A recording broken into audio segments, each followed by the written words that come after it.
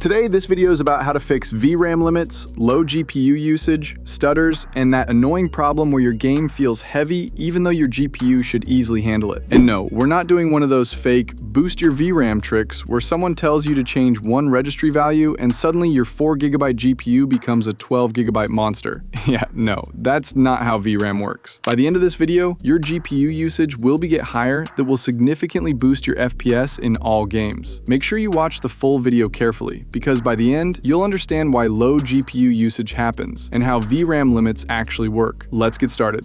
First, we're going to disable MPO through a registry tweak. So open Windows Search, type Registry Editor, right-click it, and run it as administrator. Now go to the address bar at the top, paste the registry path from the description, and press Enter. Now inside the DWM folder, right-click on the right side, click New, then DWORD 32-bit value. Name it Overlay Test Mode. Now double-click it and set the value to 5. Then click OK. MPO stands for Multiplane Overlay, and on some systems, especially NVIDIA setups, it can cause weird flickering, stutters, black screen issues, and frame pacing problems.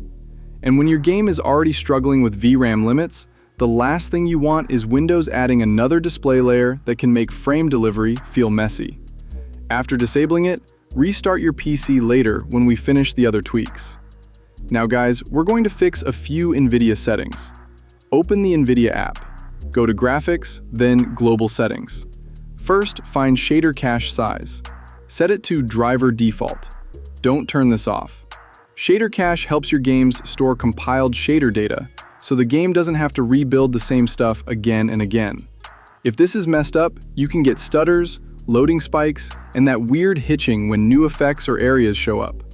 Now find Texture Filtering Quality. Set it to High Performance. This reduces some texture filtering overhead and can help the GPU focus more on performance instead of extra filtering quality. The game might look slightly less polished in some areas, but for competitive gaming and VRAM limited systems, this is usually a better balance. Now, find Power Management Mode.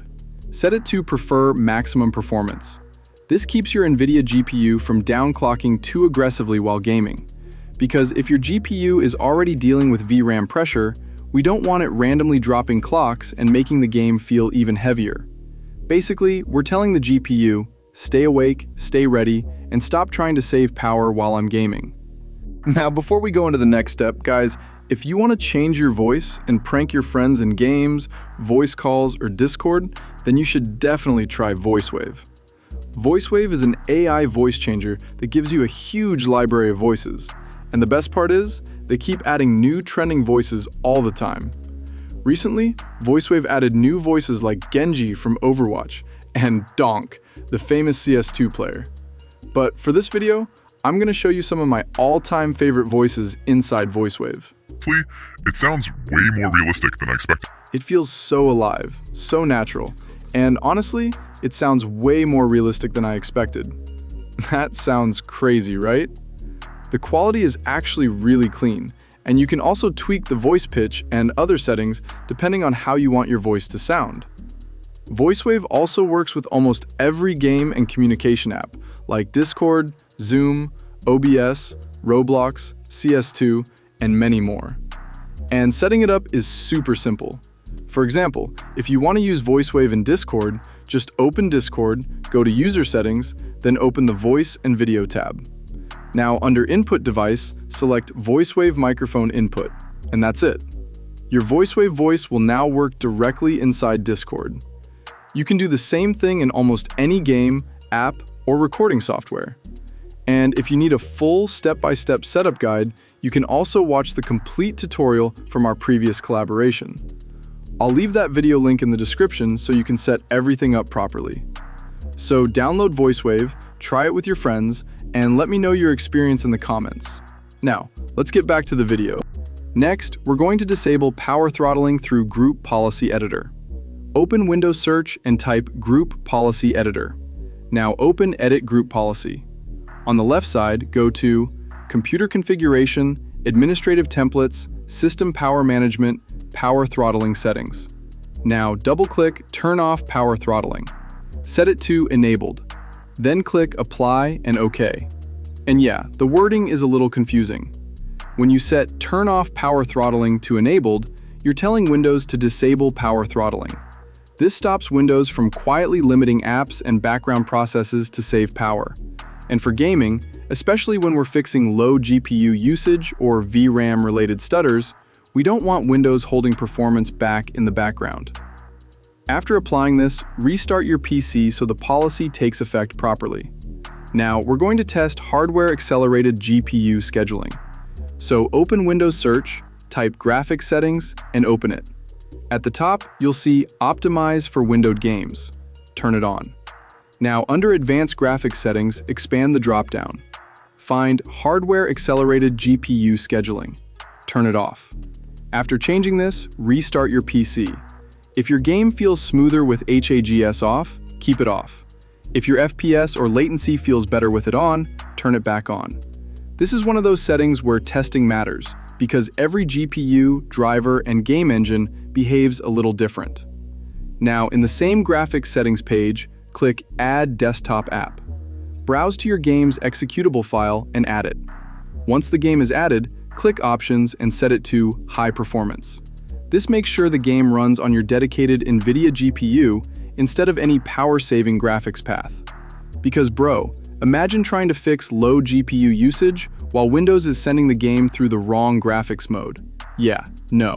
Alright guys, open Task Manager. Now, go to the Processes tab and click the GPU column to sort apps by GPU usage. Look for unnecessary apps running in the background. Things like Chrome, Edge, Discord streams, Wallpaper Engine, OBS Preview, RGB software, animated wallpapers, recording tools, or anything using GPU while your game is open. Close anything you don't need. This step is super important for low VRAM cards, because these apps don't just use GPU power, they also consume VRAM before your game even launches. And on 4GB, 6GB, or even some 8GB cards in newer games, every few hundred megabytes matters. So if your game is hitting the VRAM limit and Chrome is sitting there eating memory with 18 tabs open, don't blame the GPU. Clean the background first. Now we're going to optimize virtual memory. Open Windows Search, type View Advanced System Settings, and open it. Under Performance, click Settings. Now go to the Advanced tab. Under Virtual Memory, click Change. First, uncheck Automatically Manage Paging File Size for all drives. Now select your main drive, usually your C drive. Choose Custom Size. Now we need to calculate the values properly. For initial size, take your RAM amount and multiply it by 1024. So for example, if you have 16 gigabytes of RAM, open calculator and type 16 multiplied by 1024. That gives you, so for a 16 gigabyte RAM system, your initial size will be 16,384 megabytes. Now for maximum size, take that initial size and multiply it by 1.5.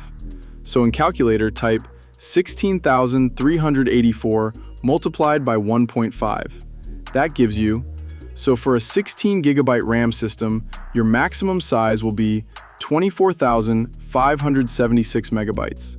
Now enter those values. Initial size, 16,384.